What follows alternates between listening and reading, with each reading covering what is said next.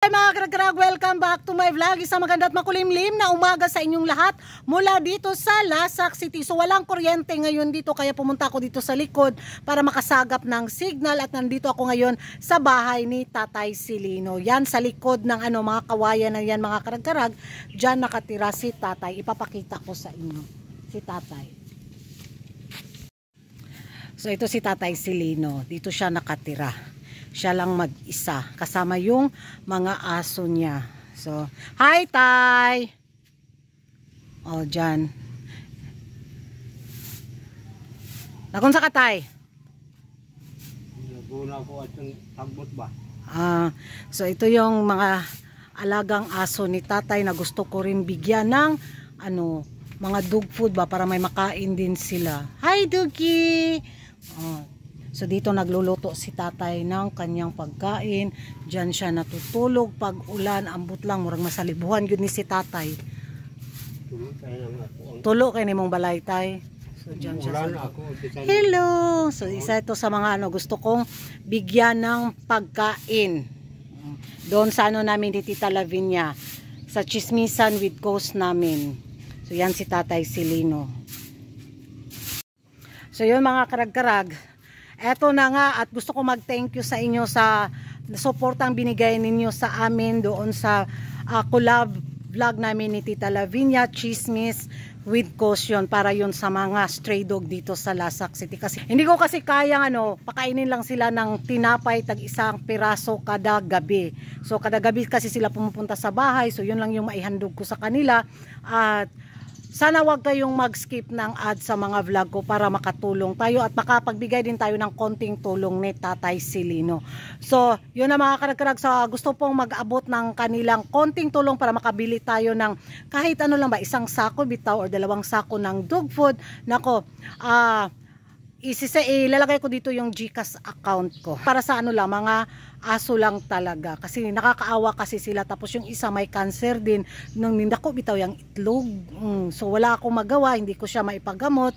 So yun lang. Kahit sa huling sandali na nanatili siya dito sa mundo, makakain man lang siya ng pagkain bitaw na maayos at busog siya araw-araw. Yun lang talaga yung kaya kong maitulong sa mga aso dito. Bilang isang dog lover din ako. Yan ang mga karag-karag. At gusto ko talagang mag-thank you kay Tita Lavinia ng Titas of Pageantry sa oras na inilaan niya sa pag-invite ko sa kanya na makulab ko siya sa Chismis with Cause para nga sa mga aso mga karag-karag. At eto na, balik na tayo sa Chismisan galore sa mundo ng beauty pageant na kung saan eto na umeksena na ang bitaw Miss Cosmo. Gagamitin na naman nila si Chelsea Fernandez. Ito na, pa-invite na naman sila gaya nung ginawa nila kay Atisa Manalo. Gigil pa rin ako hindi pa rin ako naka-move on. Masakit pa kasi sa ko. Buot na ako ba yung nangyari bitaw kay Atisa Manalo sa sa Cosmo. So ngayon, in-invite na naman nila si Chelsea Fernandez para sa mga pa-event doon na present yung pins. Di ba? Wag kami So may sa interview na napanood ko mga karag-karag, may mensahe naman si Chelsea Fernandez. Watch this. Of course, very, very happy that the fans are really looking forward to meeting me in Vietnam. And I hope I can also attend, some other events of Miss Cosmo. Kasi the last time I wasn't there and a lot of people were questioning bakit walang Philippines. But I already explained it to them na I had a prior commitment before pa na nagbigay ng invitation yung Miss Cosmo. So I hope in the, upcoming events, I can attend na. And I'm willing naman and excited to do that. Chelsea, how can you bridge the gap between the Pinoy fans and the supporters of the pageant that you're competing? Oo nga, kasi I can see na meron din mga pageant fans from the Philippines and other countries. Yung na nagtatalo-talo, nag-aaway-away. I hope that, they just support me and I hope that everyone can spread that kindness and also respect towards each other talaga. I think that is really the most important thing naman. Message to your fans. So all my fans, from the Philippines and other parts of the world, maraming salamat. Thank you very much from the bottom of my heart. I cannot wait to meet all of you soon. And I will definitely do everything in order for us to get that first ever Miss Cosmo. So yan ang mga karag-karag na panood at napakinggan na ninyo si Chelsea Fernandez. Magiging reaction ko, no.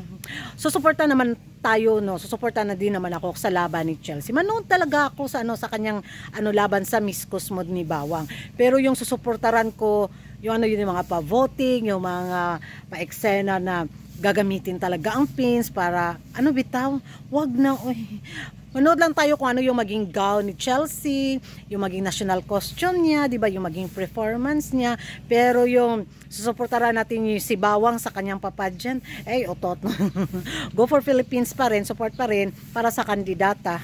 Yun yung magiging reaction ko, mga karag-karag. Gamitin man nila ng bitaw yung ingay ni Chelsea Fernandez kasi malakas din yung fan base ni Chelsea, pero hindi na talaga nila makuha yung kiliti ng mga taga-pins. Ewan ko sa inyo, mga karag-karag, kung ano yung magiging reaction ninyo sa laban ni Chelsea Fernandez sa Miss Cosmod ni Bawang. Sa tingin nyo, mga karag-karag, babawi kaya bilang pampalubag loob si Bawang sa pins para manumbalik yung sigla ng pins sa biglang nag-flop niya na papageant. Ay, amot lang. Magsama silang kitot. Ewan ko sa inyo, mga karag-karag, magingay tayo sa comment section, at kung hindi ka pa nakapag-subscribe sa YouTube channel ko, don't forget to like and subscribe ko karag and hit the notification bell para updated kayo sa mga latest kaganapan at late na intriga sa mundo ng beauty pageant. Ning init na pugbalik. Tay, bye na, tay! Pag bye-bye. Bye-bye. Bye-bye? Ito pa, bye-bye yan si tatay. Mababay ko? Mababay ka. Bye-bye.